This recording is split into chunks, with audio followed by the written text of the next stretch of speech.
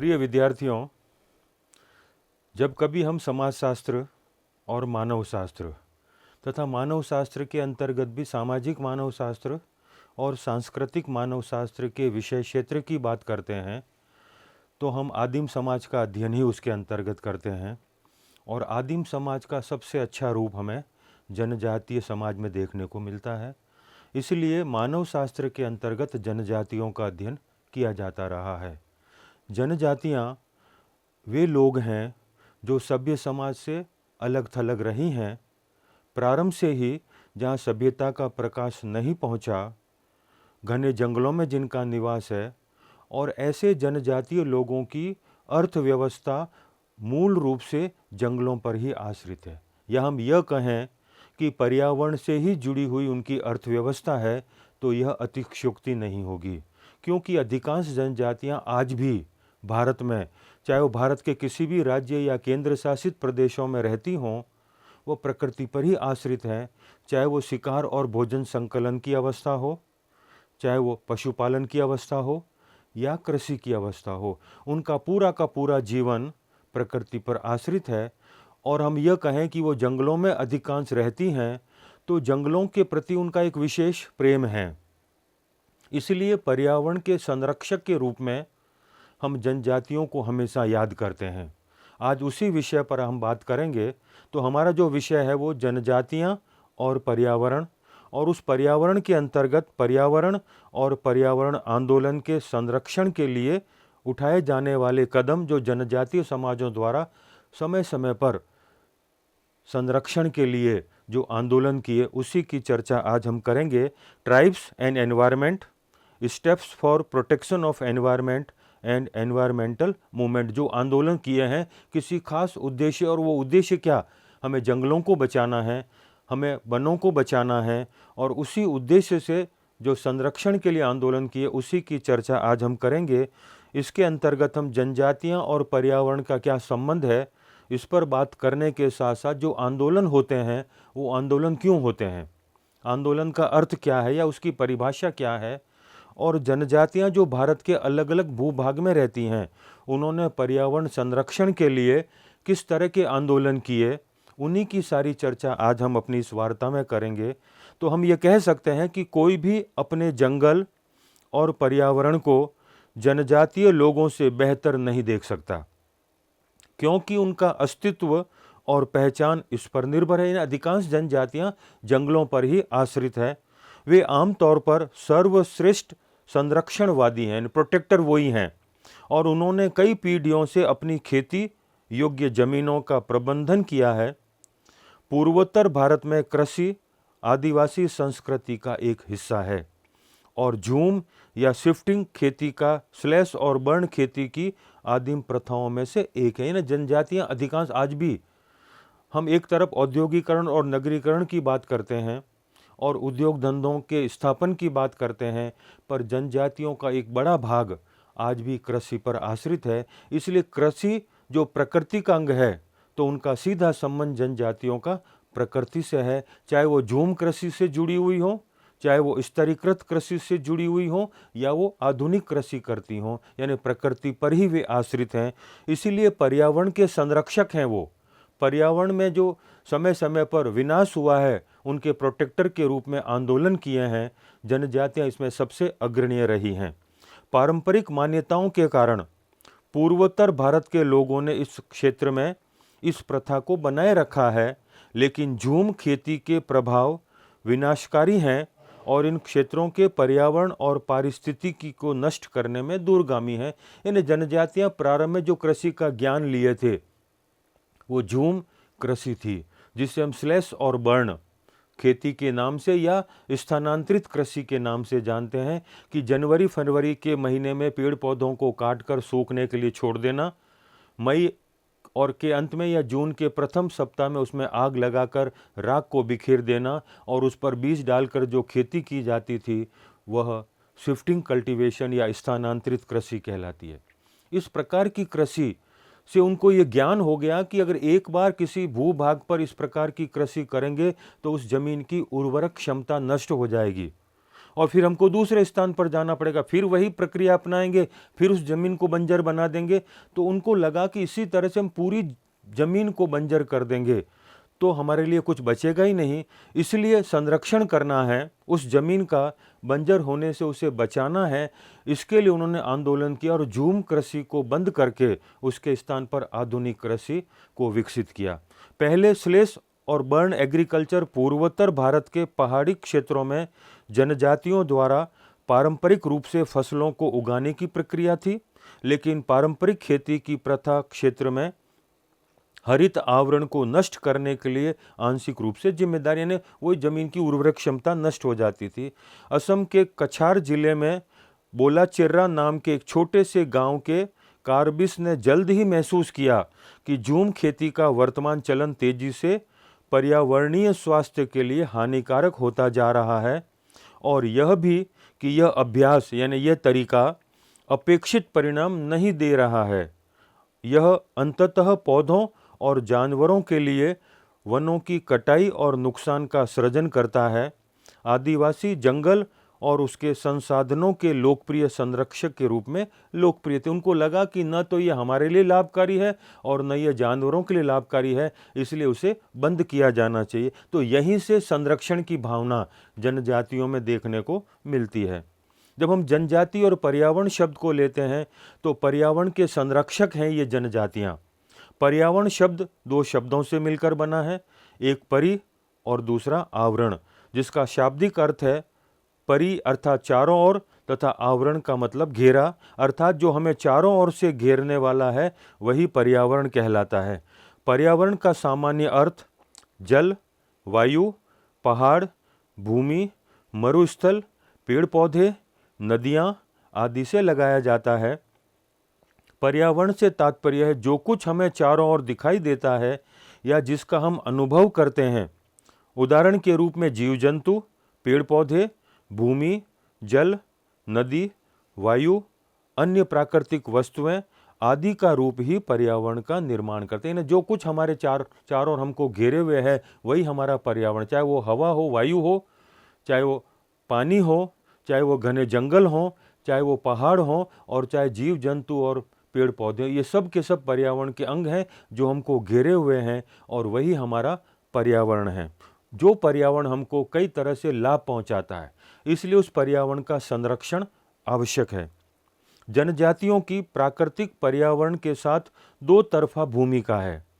वह जैविक संगठक के रूप में भौतिक मनुष्य की हैसियत से तथा दूसरी तरफ सामाजिक, आर्थिक एवं प्रौद्योगिक मानव के रूप में पर्यावरण को प्रभावित करता है। एक तरफ तो खुद पर्यावरण का अंग है और दूसरी तरफ उसी पर्यावरण से वो अपनी सामाजिक, आर्थिक और अन्य आवश्यकताओं की पूर्ति करते हैं। मनुष्य का पर्यावरण के साथ दो तरफ का संबंध है। चूंकि मानव अन्य प्राणियों की तुलना में शारीरिक एवं मानसिक स्तर पर सर्वाधिक विकसित प्राणी है, अतः वह प्राकृतिक पर्यावरण को बड़े स्तर पर परिवर्तित कर अपने अनुकूल बनाने में समर्थ भी है। यानी पर्यावरण को अपने लिए लाभकारी बनाने की सोच मनुष्य के पास इसलिए है क्योंकि उसके पास विकसित मस्तिष्क है, और उसी मस्तिष्क के कारण पर्यावरण के अनुकूल अपने को ढाल लेने की क्षमता ये मानव में ही है। इसलिए उसने सोचा कि उसके चारों ओर का जो पर्यावरण है उसे किस तरह से अपने उपयोग के लिए, अपने लाभ के लिए उसे विकसित किया जाए। यही सोच मानव और पर्यावरण का एक घनिष्ठ संबंध को दर्शाती है। आदिवासी वे लोग हैं जो जंगल में रहते हैं और यही मूल कारण है कि वे उनसे बहुत निकट से जुड़े हुए हैं। वन उनके अस्तित्व का एकमात्र साधन और उनके अस्तित्व के लिए ऊर्जा का एकमात्र स्रोत है। वे न केवल जंगल को अपने जीवन के सबसे महत्वपूर्ण भागों में से एक मानते हैं बल्कि पूरे पर्यावरण को महत्वपूर्ण मानते हैं। आज भी उनके पास प्रकाश और ऊर्जा के मूल स्रोत के रूप में सूर्य का प्रकाश है, और वे जो अन्य प्रकाश जानते हैं वह आग से उत्पन्न होता है। शब्द बिजली भी कई जनजातियों के लिए आज ज्ञात नहीं है। जनजातियां आज भी उसी अवस्था में है जिसे हम प्राकृतिक अवस्था कहते हैं, इसलिए हम इनको आदिवासी भी कहते हैं। प्रकाश सूरज का देखते हैं और प्रकाश आग से देखते हैं, यही उनका ज्ञान है। किस तरह से ऊर्जा हमें बिजली से मिलती है, इनका ज्ञान अभी तक उनको नहीं मिला। बहुत सारी ऐसी जनजातियां हैं, इसलिए पर्यावरण उनके लिए सब कुछ है और उनका पूरा का पूरा अस्तित्व पर्यावरण पर ही निर्भर रहता है।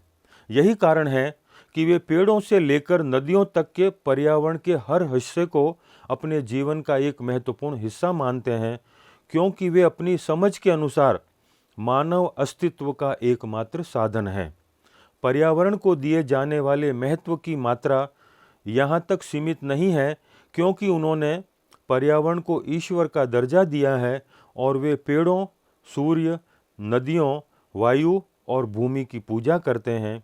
वे पर्यावरण की रक्षा करते हुए इसे मानव जाति के स्वामी के प्रति अपनी जिम्मेदारी मानते हैं। यानी सब कुछ है तो पर्यावरण है, चाहे वो सूर्य है तो उनके लिए सूर्य देवता है, पेड़ पौधे उनके लिए वे अंग हैं जिनको पूजते हैं और जिनको काटना वे निषेध मानते हैं, क्योंकि वे जानते हैं कि ये हमारे जीवन का आधार है, ये हमारे अस्तित्व का आधार है। इसलिए पेड़ पौधे हों, चाहे नदियां हों, चाहे जंगल हों, चाहे सूर्य हों, ये सब उनके जीवन से अभिन्न रूप से जुड़े हुए हैं।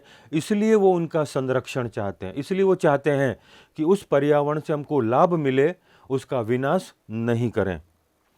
जब हम आंदोलन की बात करते हैं तो संरक्षण के आंदोलन जनजातियों ने इसलिए प्रारंभ किए क्योंकि जनजातियों का पर्यावरण के साथ घनिष्ठ संबंध था और उनकी अनेक आवश्यकताएं जंगलों से ही पूरी होती थी। लेकिन आज़ादी से पहले और आज़ादी के बाद कुछ ऐसे कानून बने, चाहे वो अंग्रेज़ सरकार ने बनाए, चाहे स्वाधीन भारत में बने, जिससे उनको लगा कि जंगलों पर उनका जो अस्तित्व था वो खतरे में पड़ गया है। इसलिए आवश्यकता है आंदोलन की। तो जब हम आंदोलन की बात करते हैं तो आंदोलन किसे कहते हैं? सामाजिक आंदोलन सामाजिक परिवर्तन की एक महत्वपूर्ण प्रक्रिया है। यानी जब हम कहते हैं आंदोलन तो क्यों करते हैं? क्योंकि परिवर्तन लाना चाहते हैं, चाहे वो विरोध के रूप में हो, चाहे उसके समर्थन के रूप में हो, जिसमें संपूर्ण समाज को परिवर्तित करने की क्षमता है। यानी समाज को अगर हम बदलना चाहते हैं तो आंदोलन एक महत्वपूर्ण साधन है। कई बार समाज में धार्मिक, आर्थिक, राजनीतिक या सामाजिक क्षेत्र में आमूलचूल परिवर्तन लाने का उद्देश्य हो तभी आंदोलन किया जाता है। M.S.A. राव ने लिखा है कि प्रत्येक सामाजिक आंदोलन में व्यक्तिगत क्रिया की अपेक्षा सामूहिक क्रियाएं महत्वपूर्ण होती हैं। कई बार हमको लगता है कि समाज में कुछ ऐसी घटनाएं घटित हो रही हैं, चाहे वो धार्मिक क्षेत्र में हो, चाहे वो आर्थिक क्षेत्र में हो, चाहे वो राजनीतिक क्षेत्र में हो, जो हमारे लिए लाभकारी नहीं है। इसलिए हम चाहते हैं कि उसको बदलें, और बदलने के लिए अगर एक व्यक्ति अगर आगे आता है तो वह आंदोलन नहीं है, ये तो व्यक्तिगत क्रिया है। और जब व्यक्तिगत क्रिया अनेक व्यक्तियों के साथ जुड़ जाती है तो वो सामूहिक क्रिया हो जाती है, और सामूहिक क्रिया आंदोलन का आधार है। इसका तात्पर्य यह है कि एक व्यक्ति द्वारा की जाने वाली क्रियाएं सामाजिक आंदोलन नहीं बन सकती। राव कहते हैं कि सामाजिक आंदोलन में सामूहिक गतिशीलता अनिवार्य है, चाहे वो औपचारिक संगठन के माध्यम से हो या अनौपचारिक रूप से हो। तो औपचारिक और अनौपचारिक दोनों तरीके हो सकते हैं। औपचारिक मतलब लिखित में हम कुछ इस प्रकार की व्यवस्था करें जिससे आंदोलन विकसित हो, और कई बार हम मौखिक रूप से भी आंदोलन करते हैं लोगों को जोड़कर। तो जब कभी हमको लगता है कि समाज में हमारी आवश्यकताओं की पूर्ति के मार्ग में कुछ बाधाएं उत्पन्न हो रही हैं, तो उन बाधाओं को पुनः दूर करने के लिए या समाज में आमूलचूल जड़मूल से परिवर्तन चाहते हैं तो आंदोलन की प्रक्रिया को हम अपनाते हैं। अनेक विद्वानों ने, अनेक समाज वैज्ञानिकों ने आंदोलन को परिभाषित करते हुए अपनी तरह से परिभाषाएं दी हैं। उनमें हॉर्टन एंड हंट ने कहा है कि सामाजिक आंदोलन समाज अथवा उसके सदस्यों में परिवर्तन लाने अथवा उसका विरोध करने का सामूहिक प्रयास है। जब अकेला व्यक्ति कोई प्रयास करे तो उसे हम व्यक्तिगत क्रिया कहते हैं, वो आंदोलन का रूप नहीं ले सकता। लेकिन जब समाज में किसी का विरोध करना हो या किसी का समर्थन करना हो, तो जब अधिकांश लोग उस भावना से जुड़कर जिस प्रक्रिया को दोहराते हैं, जिस प्रक्रिया को अपनाते हैं, उसे हम आंदोलन कहते हैं। श्रीनाथ शर्मा ने अपनी पुस्तक युवा राजनीति में सामाजिक आंदोलन को परिभाषित करते हुए कहा है कि सामाजिक आंदोलन समाज के किसी वर्ग, या समूह द्वारा किया गया वह संगठित प्रयास है जो किसी न किसी विचारधारा से प्रभावित होकर सामूहिक गतिशीलता द्वारा संचालित होता है और जिसका उद्देश्य सामाजिक परिवर्तन होता है। यानी जब कभी आंदोलन होता है तो आंदोलन का कोई न कोई उद्देश्य होता है और वह उद्देश्य किसी न किसी विचारधारा से जुड़ा हुआ होता है, चाहे वो मार्क्सवादी विचारधारा हो, चाहे वो समाजवादी विचारधारा हो, चाहे वो गांधीवादी विचारधारा हो। कोई न कोई अगर विचार नहीं होगा तो आंदोलन अपने लक्ष्य को सुगमता से प्राप्त नहीं कर पाएगा, वो बीच में ही समाप्त हो जाएगा। इसलिए आवश्यकता है कोई न कोई विचारधारा की जो आंदोलन के साथ जुड़ी रहे। उपर्युक्त परिभाषाओं के आधार पर यह कहा जा सकता है कि सामाजिक आंदोलन के लिए विचारधारा के आधार पर निर्मित संगठन या अनौपचारिक समूह द्वारा कुछ ऐसी सामूहिक क्रियाएं अनिवार्य है जो किसी न किसी रूप में सामाजिक परिवर्तन ला सके। इस दृष्टि से सामाजिक आंदोलन एक सामूहिक प्रयास है। This is collectivity. और कलेक्टिव मतलब सामूहिकता। जब अधिकांश लोग मिलकर अनौपचारिक संगठन के रूप में चाहे औपचारिक संगठन के रूप में समाज में परिवर्तन लाने के लिए एकजुट होते हैं तो वह सामूहिक क्रिया आंदोलन का रूप ले लेती है। जब हम पर्यावरण के लिए आंदोलन की बात करते हैं तो समय समय पर जनजातियों ने तो किया ही है, पर सभ्य समाज के लोगों को भी यह देखने को मिला कि जब जनजातियां आंदोलन कर रही हैं पर्यावरण के संरक्षण के लिए, क्योंकि अगर हम पर्यावरण को संरक्षित नहीं रखेंगे तो हमारे लिए वो लाभकारी नहीं रहेगा। इसलिए सभ्य समाज के लोगों पर भी जनजातियों का प्रभाव पड़ा और जनजातियों के प्रभाव के परिणाम स्वरूप ही उन्होंने समय समय पर कुछ ऐसे आंदोलन किए जिससे हमको लगता है कि ये पर्यावरण के संरक्षण के लिए किए जाने वाले आंदोलन हैं। पर्यावरण संरक्षण व्यक्तियों, संगठनों और सरकारों द्वारा प्राकृतिक पर्यावरण की रक्षा करने का प्रयास है।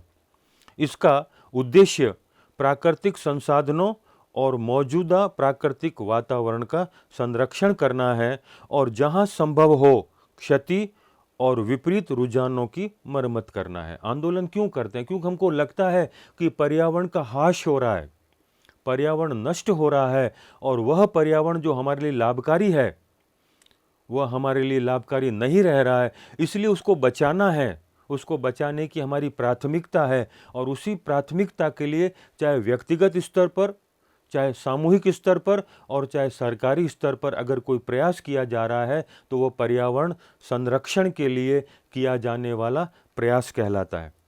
भारत में पर्यावरण की सुरक्षा और संतुलन के लिए सदियों से प्रयास किए जा रहे हैं।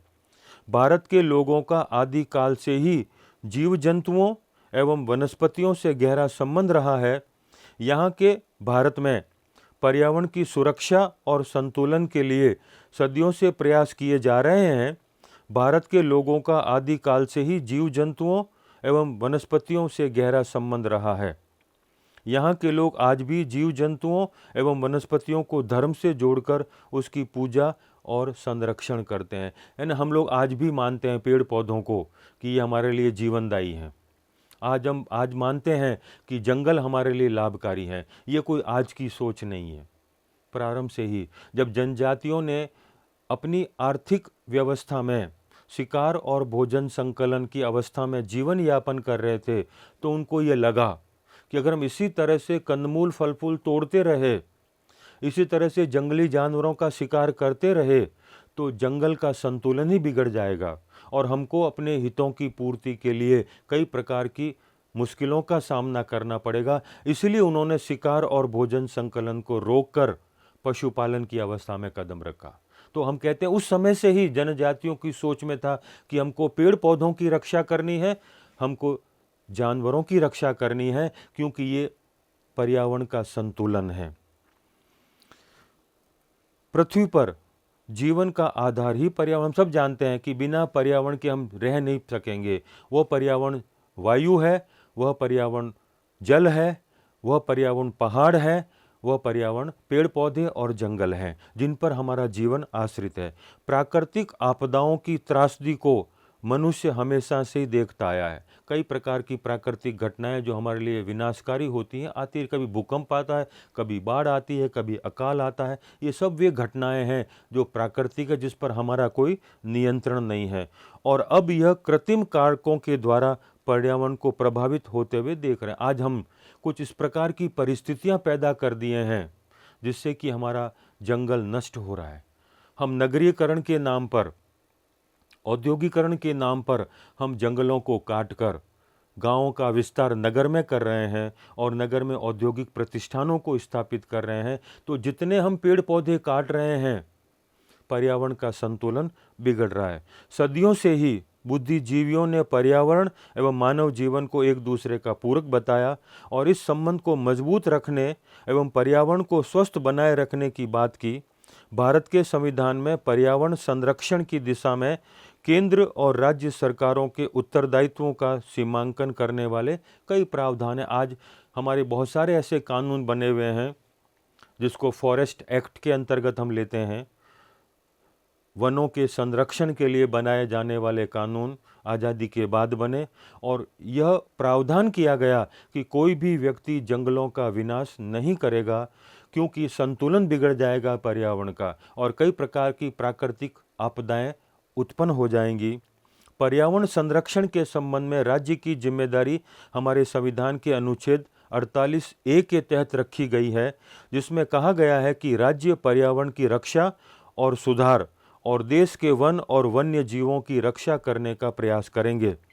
पर्यावरण संरक्षण को संविधान के अनुच्छेद 51A(G) के तहत भारत के प्रत्येक नागरिक का एक मौलिक कर्तव्य बताया गया है, जो कहता है कि यह भारत के प्रत्येक नागरिक का कर्तव्य होगा कि वह जंगलों, झीलों, नदियों सहित प्राकृतिक पर्यावरण की रक्षा और सुधार करे और वन्य जीव और जीवित प्राणियों के प्रति दया का भाव रखे। इस तरह के संवैधानिक प्रावधानों में ये बताया गया कि व्यक्ति को अपने चारों ओर के पर्यावरण को किस प्रकार से सुरक्षित और संरक्षित रख सकता है। पर्यावरण संरक्षण के लिए सरकार अकेले कार्य नहीं कर सकती। सारा कार्य सरकार पर छोड़ दें तो ये संभव नहीं है। पर्यावरण की स्वच्छता एवं संरक्षण के लिए जन भागीदारी अत्यंत आवश्यक है। इसी तरह जनजातीय क्षेत्रों में भी पर्यावरण के संरक्षण की जागरूकता पहुंचाई जा सकती है, जिससे जनजातियां भी पर्यावरण संरक्षण में अपना अमूल्य योगदान दे सकती है। यानी हम अवेयर करें, हम उनको जागरूक बनाएं और चेतना के धरातल पर हम जितना लोगों को जागरूक करेंगे उतना ही पर्यावरण की सुरक्षा कर सकते हैं। जनभागी द्वारा ही पर्यावरण जागरूकता आम लोगों तक पहुंचाई जा सकती है। यदि सरकार द्वारा बनाई गई नीतियों को जन समर्थन भी व्यापक रूप से मिल जाए तो पर्यावरण संरक्षण के लक्ष्य को हासिल करने में आसानी हो जाएगी। तो आम व्यक्ति अगर जागरूक हो जाए और उनको लगे कि न तो हम पेड़ पौधों को और न जीव जंतुओं को नुकसान पहुंचाएंगे, तो हमारा पर्यावरण संरक्षित रह सकता है। भारत में काफ़ी पहले से ही पर्यावरण, पौधों एवं जीवों को बचाने के लिए आंदोलन होते रहे हैं।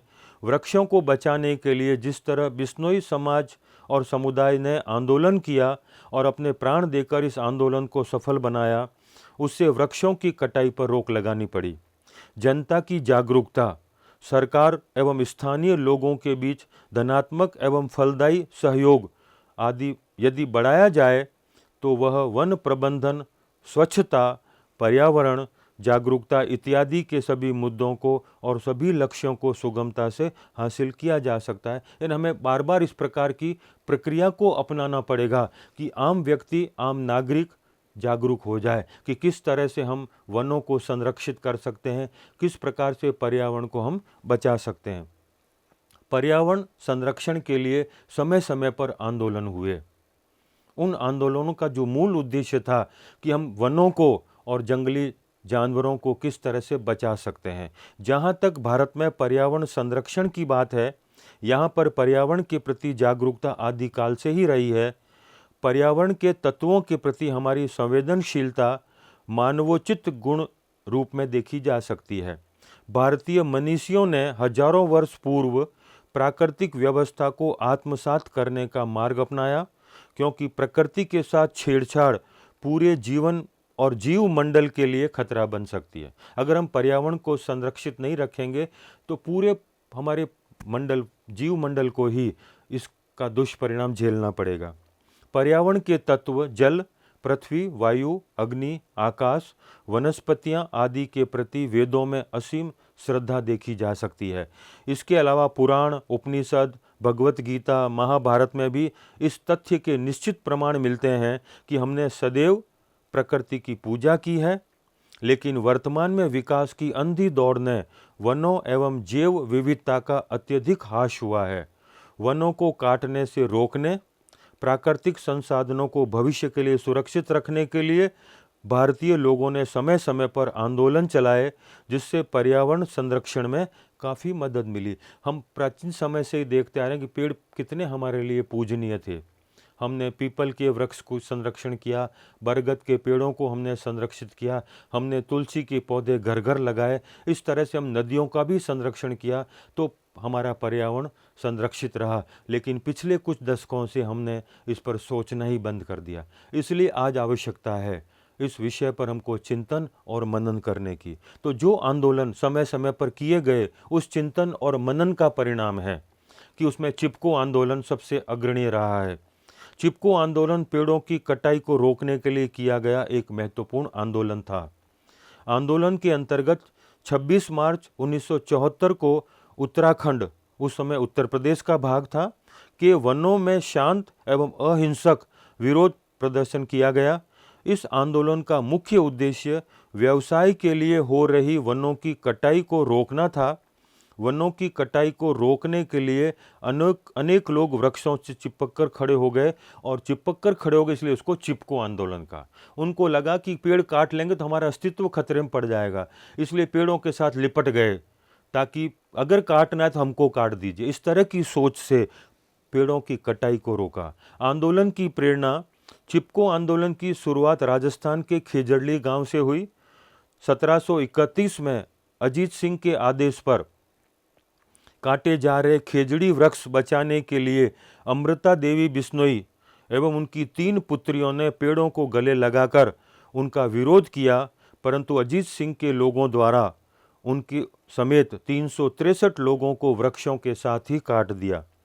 आधुनिक काल में भी चिपको आंदोलन की शुरुआत वृक्षों की कटाई को रोकने के उद्देश्य से की गई। 26 मार्च 1974 में शुरू किए गए इस आंदोलन का बड़ा कारण उत्तराखंड के रैणी गांव के जंगल के लगभग 2500 पेड़ों की कटाई की नीलामी थी। गौरा देवी और अन्य महिलाओं ने नीलामी के खिलाफ विरोध किया और अंत में गौरा देवी की बात मान ली गई और रैणी गांव का जंगल नहीं काटा गया। यहीं से आधुनिक चिपको आंदोलन की शुरुआत हुई। इसलिए प्रारंभ से ही यह सोचा जाने लगा कि पर्यावरण जो हमारे जीवन का अस्तित्व का आधार है और जिसके बिना हमारा जीवन ही खतरे में पड़ जाएगा, इसलिए उसके संरक्षण की आवश्यकता है। इसलिए आदिम समाज के लोगों को तो यह जागरूकता प्रारंभ से हुई, लेकिन सभ्य समाज के लोगों को हमें जागरूक बनाने की आवश्यकता थी। इसलिए जनजातियों ने समय समय पर आंदोलन किए और आंदोलनों का सकारात्मक प्रभाव ये पड़ा कि सभ्य समाज के लोगों को भी लगा कि हम जिस रफ्तार से जंगलों को साफ करते जा रहे हैं, आधुनिकीकरण के नाम पर, नगरीकरण और औद्योगिकरण के नाम पर, जब तक उनका संरक्षण नहीं करेंगे तब तक हमारा जीवन सफल नहीं हो सकता, हम अपनी आवश्यकताओं की पूर्ति नहीं कर सकते। इसलिए महसूस किया जाने लगा आज़ादी के बाद, और कुछ संविधान में इस प्रकार के प्रावधान किए गए ताकि हम जंगलों को, वनों को और प्राकृतिक पर्यावरण को संरक्षित कर सकते हैं। इसी आधार को लेकर बहुत सारे समय समय पर आंदोलन हुए। उन विभिन्न आंदोलनों की चर्चा हम इसके दूसरे भाग में विस्तृत रूप से करेंगे, जिसमें हम बताएं किस तरह के आंदोलन किस प्रकार के पर्यावरण के संरक्षण के लिए किए गए हैं।